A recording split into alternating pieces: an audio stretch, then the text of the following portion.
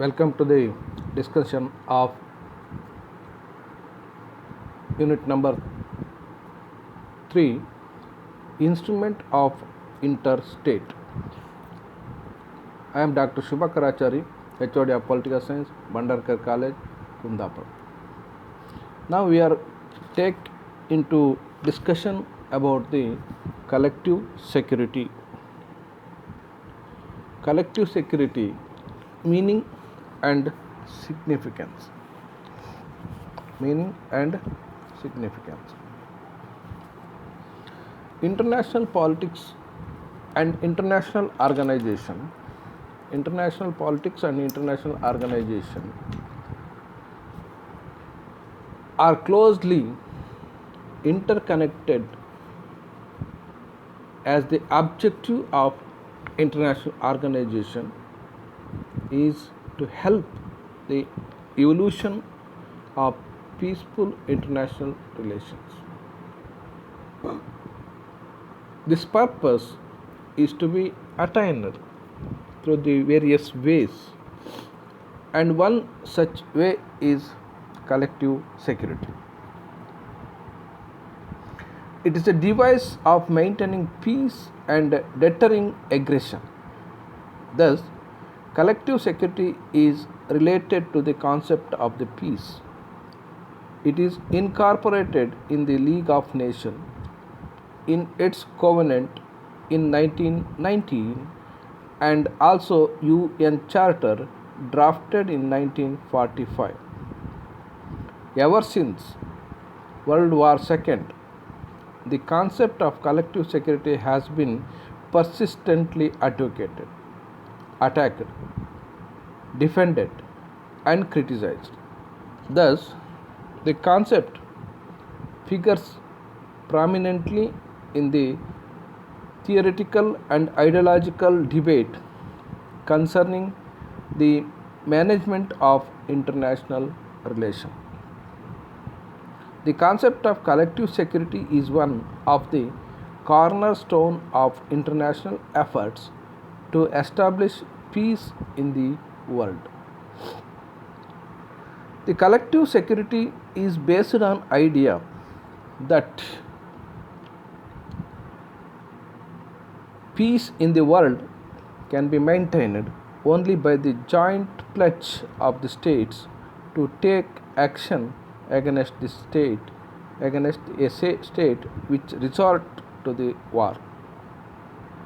Such a pledge prevents the states from resorting to war, and in case they do so, it compels them to bring the war to an end as early as possible. ಅಂತಾರಾಷ್ಟ್ರೀಯ ಸಂಬಂಧಗಳಲ್ಲಿ ಸಾಮೂಹಿಕ ಭದ್ರತೆ ಅನ್ನುವುದು ತುಂಬ ಮಹತ್ವವಾದ ವಿಷಯ. ಆದ್ದರಿಂದ ಅಂತಾರಾಷ್ಟ್ರೀಯ ಸಂಘಟನೆಯ ಉದ್ದೇಶ ಶಾಂತಿಯುತ ಅಂತಾರಾಷ್ಟ್ರೀಯ ಸಂಬಂಧದ ವಿಕಾಸಕ್ಕೆ ನೆರವಾಗುವುದು.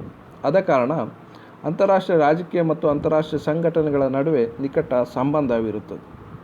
ಹಲವು ಮಾರ್ಗಗಳಿಂದ ಈ ಉದ್ದೇಶವನ್ನು ಸಾಧಿಸಬಹುದು. ಅವುಗಳಲ್ಲಿ ಒಂದು ಸಾಮೂಹಿಕ ಭದ್ರತೆ. ಅದು ಶಾಂತಿಯನ್ನು ಕಾಪಾಡುವ ಮತ್ತು ದಮನವನ್ನು ದೂರ ಮಾಡುವ ಒಂದು ಮಾರ್ಗ ಉಪಾಯವಾಗಿದೆ. ಈ ರೀತಿಯಲ್ಲಿ ಸಾಮೂಹಿಕ ಭದ್ರತೆಯು ಶಾಂತಿಯ ಪರಿಕಲ್ಪನೆಯೊಂದಿಗೆ ಸಂಬಂಧವನ್ನು ಹೊಂದಿದೆ. ಸಂಯುಕ್ತ ರಾಷ್ಟ್ರ ಸಂಘ 1919ರಲ್ಲಿ ಆದ ಒಡಂಬಡಿಕೆಯಲ್ಲಿ ಮತ್ತು 1945ರಲ್ಲಿ ರೂಪಿಸಲಾದ ವಿಶ್ವಸಂಸ್ಥೆಯ ಸನ್ನದಿನಲ್ಲಿ ಅದನ್ನು ಅಳವಡಿಸಲಾಗಿತ್ತು. ಎರಡನೇ ಮಹಾಯುದ್ಧದ ಬಳಿಕ ಸಾಮೂಹಿಕ ಭದ್ರತೆಯ ಪರಿಕಲ್ಪನೆಯನ್ನು ನಿರಂತರವಾಗಿ ಬಲವಾಗಿ ಸಮರ್ಥಿಸಲಾಗಿದೆ. ಅದರ ಮೇಲೆ ದಾಳಿ ನಡೆಸಿದ್ದು, ಟೀಕಿಸಿದ್ದು ಕೂಡ ಇದೆ. ಒಟ್ಟಿನಲ್ಲಿ ಅಂತಾರಾಷ್ಟ್ರೀಯ ಸಂಬಂಧದ ನಿರ್ವಹಣೆಯನ್ನು ಕುರಿತ ಪರಿಕಲ್ಪನೆ ಮತ್ತು ಸೈದ್ಧಾಂತಿಕ ಚರ್ಚೆಯಲ್ಲಿ ಇದಕ್ಕೆ ವಿಶೇಷ ಮಹತ್ವ ಪ್ರಾಪ್ತವಾಗಿದೆ. ಜಗತ್ತಿನಲ್ಲಿ ಶಾಂತಿ ಸ್ಥಾಪಿಸುವ ಬಗ್ಗೆ ಈಚೆಗೆ ಮಾಡಲಾದ ಎಲ್ಲ ಅಂತಾರಾಷ್ಟ್ರೀಯ ಪ್ರಯತ್ನಗಳಲ್ಲಿ ಸಾಮೂಹಿಕ ಭದ್ರತೆಯ ಪರಿಕಲ್ಪನೆಯು ಒಂದು ಅಡಿಗಲ್ ಆಗಿತ್ತು ಎಂಬುದು ಬಹಳ ಮುಖ್ಯವಾದ ಅಂಶ.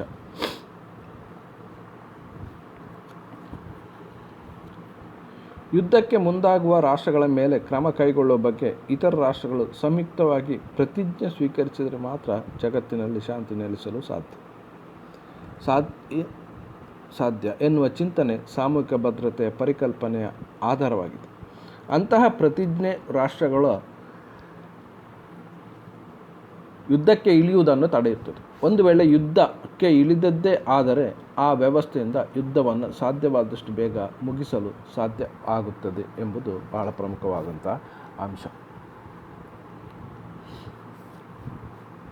Let us discuss various definitions of the collective securities.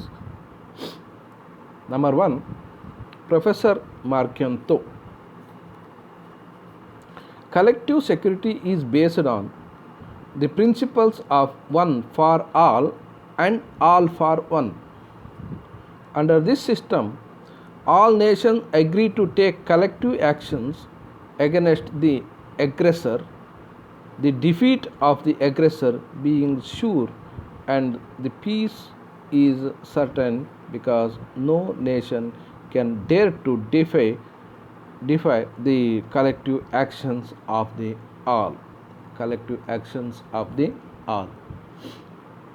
ಸಾಮೂಹಿಕ ಭದ್ರತೆಯ ವ್ಯಾಖ್ಯೆಗಳನ್ನು ನಾವು ಚರ್ಚಿಸುವುದಾದರೆ ಮೊದಲ ಬಾರಿಗೆ ಮಾರ್ಕ್ಯಂತೋ ರವರು ಹೇಳುವಂತೆ ಸಾಮೂಹಿಕ ಭದ್ರತೆಯು ಒಬ್ಬ ಎಲ್ಲರಿಗಾಗಿ ಮತ್ತು ಎಲ್ಲರೂ ಒಬ್ಬರಿಗಾಗಿ, one for all for one ಎನ್ನುವ ತತ್ವದ ಆಧಾರದ ಮೇಲೆ ನಿಂತಿದೆ. ಈ ವ್ಯವಸ್ಥೆಯಲ್ಲಿ ದಮನಕಾರಿ ರಾಷ್ಟ್ರದ ಮೇಲೆ ಸಾಮೂಹಿಕ ಕ್ರಮ ಕೈಗೊಳ್ಳುವುದಕ್ಕೆ ಎಲ್ಲ ರಾಷ್ಟ್ರಗಳ ಒಪ್ಪಿಗೆ ಇರುತ್ತದೆ. ಎಲ್ಲ ರಾಷ್ಟ್ರಗಳ ಸಾಮೂಹಿಕ ಕಾರ್ಯಾಚರಣೆಯನ್ನು ಧಿಕ್ಕರಿಸುವುದು ಯಾವುದೇ ರಾಷ್ಟ್ರಕ್ಕೆ ಕಷ್ಟವಾದ ಕಾರಣ ದಮನಕಾರಿ ರಾಷ್ಟ್ರದ ಸೋಲು ನಿಶ್ಚಿತವಾಗಿರುತ್ತದೆ ಮತ್ತು ಶಾಂತಿ ಸ್ಥಾಪನೆ ಖಚಿತವಾಗಿ ಮಾಡಬಹುದು ಎಂಬುದು ಪ್ರಮುಖ ಅಂಶ. Second one, George Schwarzenberger. Collective security is the machinery for joint action in order to prevent or counter any attack against an established international order. George Schwarzenberger ಪ್ರಕಾರ ಸ್ಥಾಪಿತ ಅಂತಾರಾಷ್ಟ್ರೀಯ ವ್ಯವಸ್ಥೆಯನ್ನು ಉಲ್ಲಂಘಿಸಿ ಯಾವುದೇ ದಾಳಿ ನಡೆದಾಗ ಅದನ್ನು ತಡೆಯಲು ಅಥವಾ ಎದುರಿಸಲು ಕೈಗೊಳ್ಳುವ ಜಂಟಿ ಕಾರ್ಯಾಚರಣೆಯ ವ್ಯವಸ್ಥೆಯೇ ಸಾಮೂಹಿಕ ಭದ್ರತೆ ಎಂದು ತಿಳಿಸಿದ್ದಾರೆ. Next, nature of the collective security.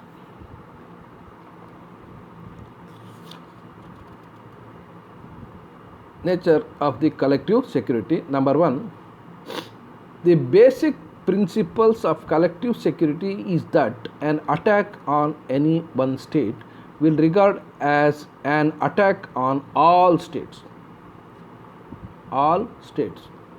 The nations unite under the collective security system and take care of security of each of them collectively. ಸಾಮೂಹಿಕ ಭದ್ರತೆಯ ಸ್ವರೂಪವನ್ನು ವಿವರಿಸುವುದಾದರೆ, ಒಂದನೇದಾಗಿ ಯಾವುದೇ ಒಂದು ರಾಷ್ಟ್ರದ ಮೇಲೆ ದಾಳಿ ನಡೆದಲ್ಲಿ ಅದನ್ನು ಎಲ್ಲ ರಾಷ್ಟ್ರಗಳ ಮೇಲೆ ದಾಳಿ ಎಂದು ಪರಿಗಣಿಸಲಾಗುವುದು. ಸಾಮೂಹಿಕ ಭದ್ರತೆಯ ಮೂಲ ತತ್ವವಾಗಿದೆ. ಈ ವ್ಯವಸ್ಥೆಯ ಅಡಿಯಲ್ಲಿ ರಾಷ್ಟ್ರಗಳು ಒಂದಾಗಿ ಎಲ್ಲರ ಭದ್ರತೆಯ ಜವಾಬ್ದಾರಿಯನ್ನು ಸಾಮೂಹಿಕವಾಗಿ ನಿರ್ವಹಿಸುತ್ತಾರೆ.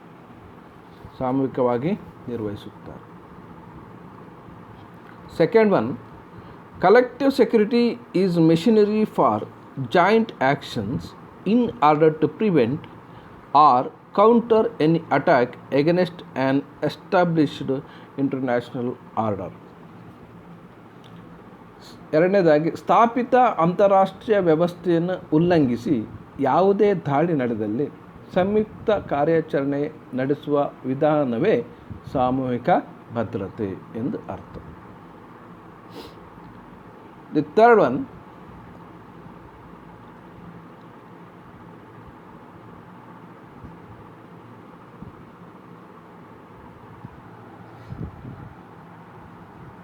the peace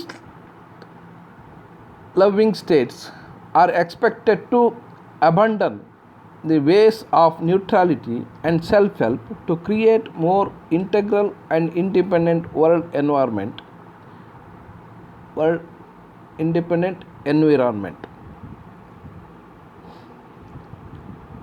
ಈ ವ್ಯವಸ್ಥೆಯಲ್ಲಿ ಶಾಂತಿಪ್ರಿಯ ರಾಷ್ಟ್ರಗಳು ಅಲಿಪ್ತ ಮತ್ತು ಸ್ವಸಹಾಯ ವಿಧಾನಗಳನ್ನು ಕೈಬಿಟ್ಟು ಹೆಚ್ಚು ಏಕತೆ ಮತ್ತು ಪರಸ್ಪರ ಅವಲಂಬಿಯಾದ ಜಗತ್ತನ್ನು ನಿರ್ಮಿಸುತ್ತದೆ ಎಂಬುದು ಬಹಳ ಪ್ರಮುಖವಾದಂಥ ಅಂಶ. Number 4, it was aimed at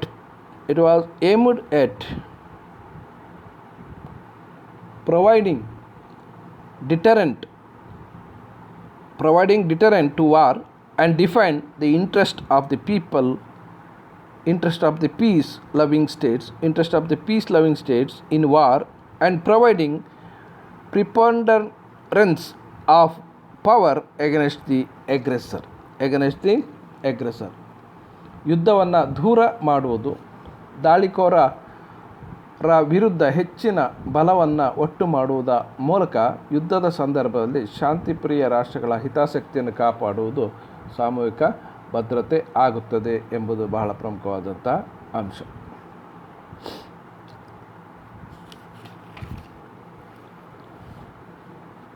ಬಹಳ ಪ್ರಮುಖವಾಗುತ್ತದೆ ಎಂಬುದು ಇದರ ಒಂದು ಪ್ರಮುಖವಾದಂಥ ಅಂಶ.